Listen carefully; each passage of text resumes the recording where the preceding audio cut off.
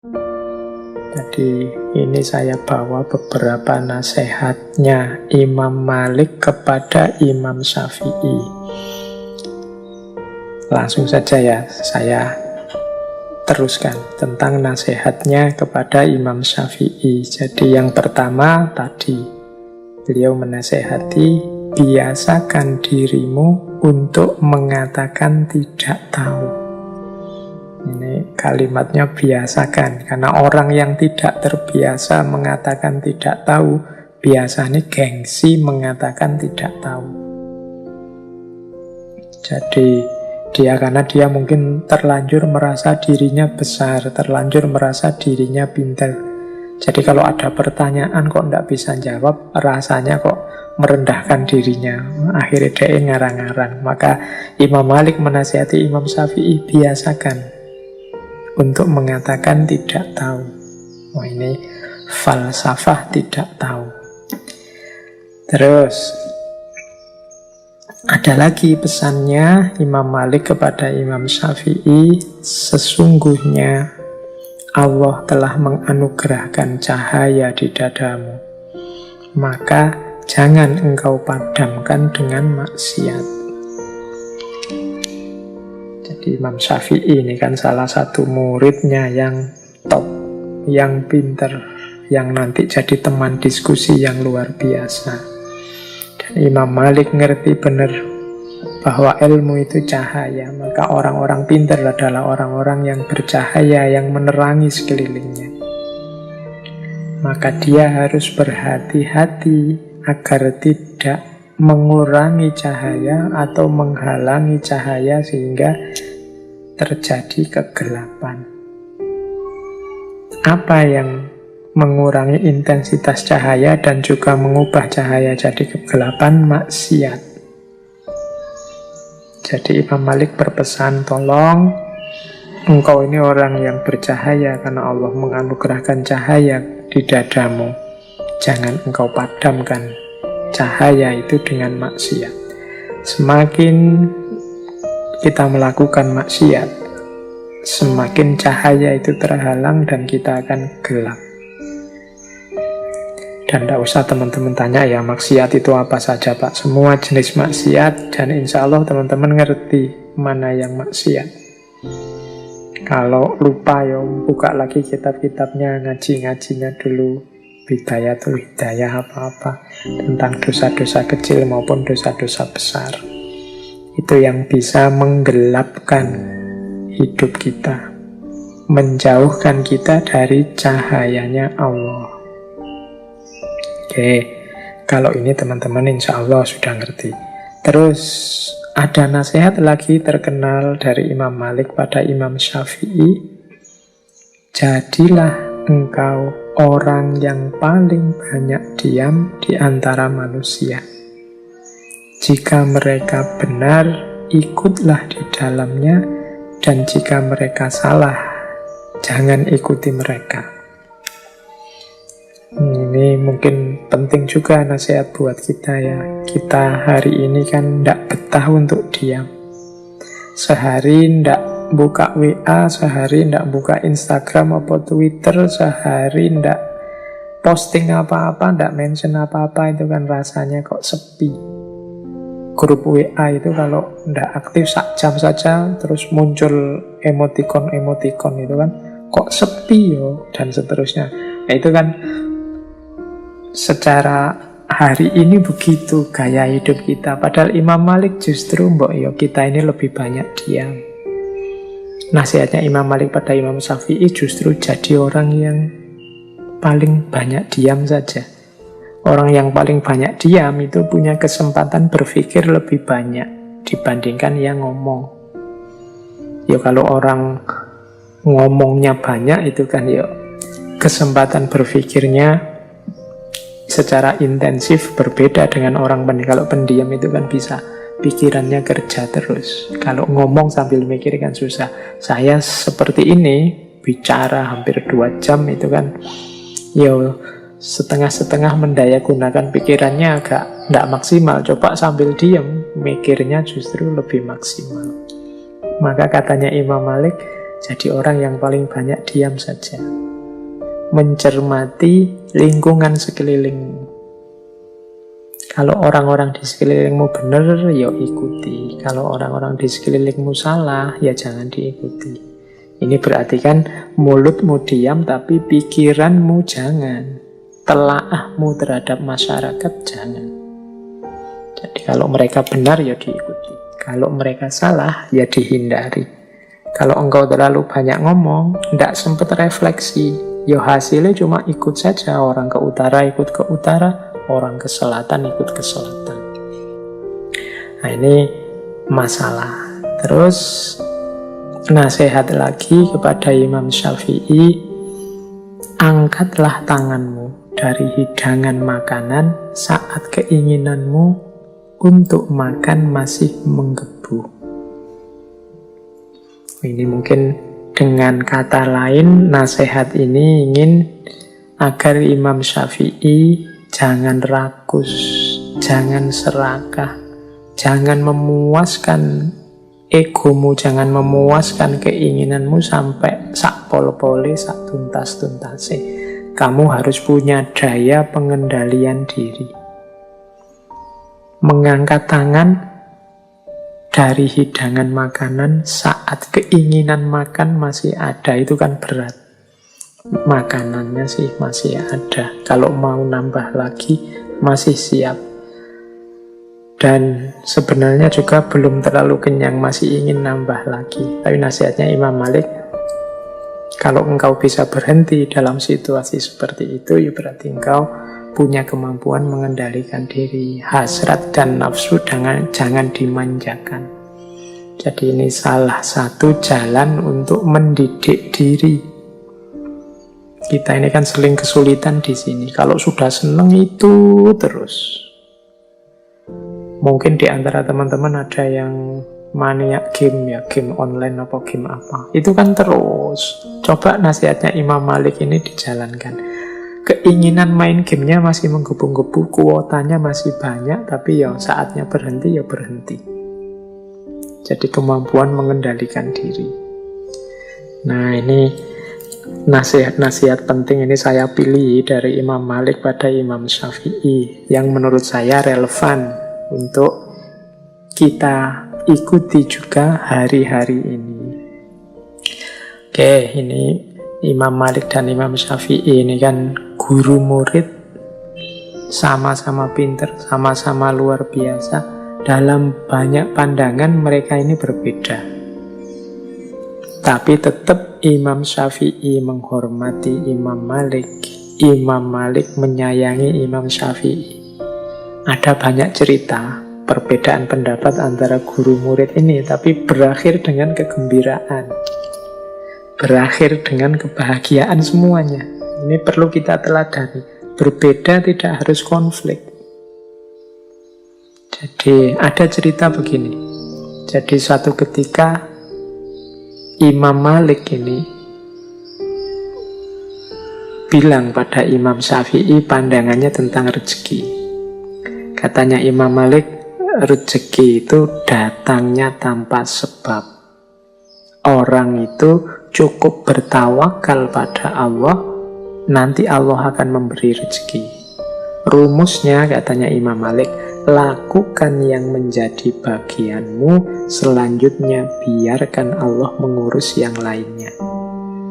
Ini Imam Malik mengikuti hadis, kalau sabdanya Rasulullah, kalau kalian bertawakal pada Allah sebenar-benarnya tawakal, Allah akan memberikan rizki kepada kalian sebagaimana rizki kepada burung yang pergi dalam keadaan lapar lalu pulang dalam keadaan kenyang.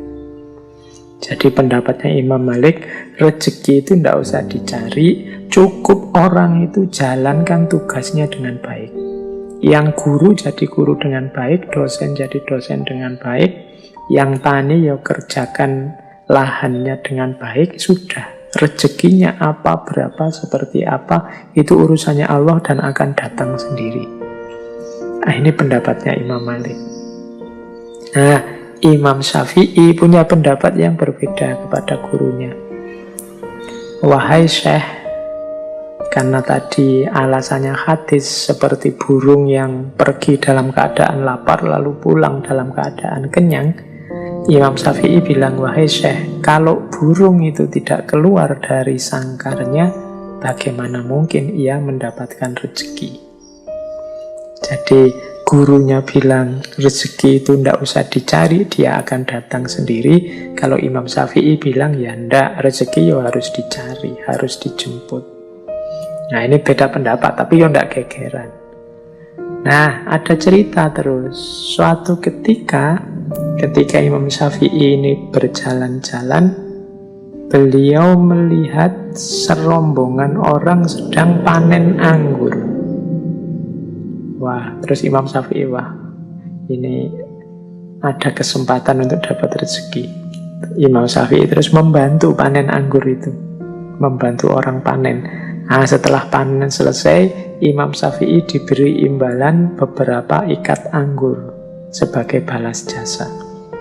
Wah, ini seneng Imam Syafi'i ini dapat anggur, lumayan ini. Selain dapat anggur ini, saya mau menunjukkan ke guruku bahwa teoriku yang lebih benar. Datanglah Imam Syafi'i dengan membawa anggur pada Imam Malik. Ditaruhlah anggur itu di depan Imam Malik. Imam Syafi'i cerita pengalamannya tadi, membantu orang panen anggur. Terus Imam Syafi'i bilang, seandainya saya tidak keluar dari pondok kita ini dan melakukan sesuatu, membantu orang panen, ya tentu saja anggurnya tidak akan pernah nyampe di tangan saya ini, yang kita makan bareng-bareng ini. Kalau saya diam saja, ya anggurnya tidak datang. Mendengar kalimatnya Imam Syafi'i ini, Imam Malik ya tersenyum. Kemudian dia ngincipi anggurnya. Loh, hari ini tuh aku ndak keluar kemana-mana. Aku ya ngajar saja, seperti biasa. Tapi tadi itu aku mikir, alangkah nikmatnya ya kalau panas-panas gini ada anggur datang. Tiba-tiba engkau datang sambil bawa beberapa ikat anggur. Loh, bukankah ini bener aku toh? Lakukan yang jadi bagianmu, rezeki urusannya Allah. Nah, jadi dua orang guru murid pendapatnya beda, masing-masing membawa bukti. Akhirnya bagaimana? Akhirnya dua-duanya sama-sama tertawa, sama-sama senang menikmati anggur bersama-sama. Nah, ini adabnya orang beda pendapat. Berakhir dengan gembira, berakhir dengan bahagia, saling tertawa bersama. Semoga kita juga begitu. Kita ini susah sekali kalau beda pendapat diakhiri dengan bahagia bersama, tertawa bersama. Sering-seringnya kita itu kalau beda pendapat berakhir dengan konflik, nambah musuh. Oke, kita lanjutkan. Nah, ini ada juga nasihat dari Imam Malik kepada kita untuk tahu batas. Jadi karena memang ilmu agama itu bertaburan hal-hal yang gaib, sehingga bisanya kita cuma percaya saja. Akal kita mungkin dipaksakan bisa membahas, cuma hasilnya kalau katanya orang barat spekulasi-spekulasi. Jadi ada hal-hal yang cukup diimani saja. Kalau dipertanyakan malah jadi masalah. Ini kalau dalam bahasa saya, kita harus ngerti batas kita. Jadi suatu ketika ada cerita di majelisnya Imam Malik ini, ada orang bertanya, mungkin ini orangnya belajar filsafat, jadi pertanyaannya agak aneh-aneh. Wahai Imam Abu Abdullah, yang maha pengasih itu maksudnya Allah yang bersemayam di atas arsy. Ini mengutip surat Toha ayat 5. Ar-Rahmanu alal arsyistawa, bersemayam di atas arsy. Penanya ini kemudian tanya, bagaimana sih bersemayam di atas arsy itu? Imam Malik mendengar pertanyaan ini kemudian tampak tidak berkenan. Dari situ nanti lahir kalimat beliau yang terkenal sekali, al-istiwa'u ghairu majhulin wal kaif ghairu ma'kul wal imanu bihi wajibun wassu'alu anhu bid'atun. Jadi istiwa itu, bersemayam itu ghairu majhul. Kita ngerti kan maksudnya orang bersemayam itu seperti apa. Wal kaif ghairu ma'kul. Tapi kalau bersemayamnya Allah itu ghairu ma'kul. Pikiran kita tidak akan nyampe seperti apa bersemayamnya Allah. Wal imanu bihi wajibun. Tapi kita wajib beriman. Wong ini Al-Quran yang bilang. Wassu'alu anhu bid'atun. Mempertanyakan hal ini itu bid'ah, mengada-ada. Kenapa disebut mengada-ada? Lawang wal kaifu ghairu ma'kul. Detail caranya akal kita tidak akan nyampe. Jadi kalau minta jawaban pasti bagaimana Allah bersemayam, tidak akan bisa kita. Cukup kita imani bahwa Allah bersemayam. Seperti apa? Wallahu a'lam bishawab. Wassu'alu anhu bid'atun. Ini nama lain dari mbok kita tahu batas. Mari kita diskusikan hal-hal yang produktif, hal-hal yang positif untuk meningkatkan kualitas diri kita, kualitas hidup kita. Hal-hal yang memang tidak terjangkau dan hanya bisa diimani, ya kita imani. Ini mungkin nasihat dari Imam Maliknya. Masih banyak tema-tema yang lain yang positif, konstruktif, produktif untuk kehidupan. Dibandingkan tema-tema yang kadang-kadang malah bikin rumit, bikin ruwet, tidak ada manfaatnya. Kita harus tahu batas dalam hal ini. Maka al-istiwa'u ghairu majhul wal kaifu ghairu ma'kul wal imanu bihi wajibun wassu'alu anhu bid'atun. Nah, itu fatwanya Imam Malik. Kalau ada pertanyaan-pertanyaan yang tidak seharusnya ditanyakan. Jadi dalam belajar itu kadang-kadang kunci utamanya harus pertanyaan yang benar dulu. Kalau ada teman-teman ditanya orang, coba dievaluasi dulu, jangan kesusu dijawab, dicek dulu, jangan-jangan yang salah pertanyaannya.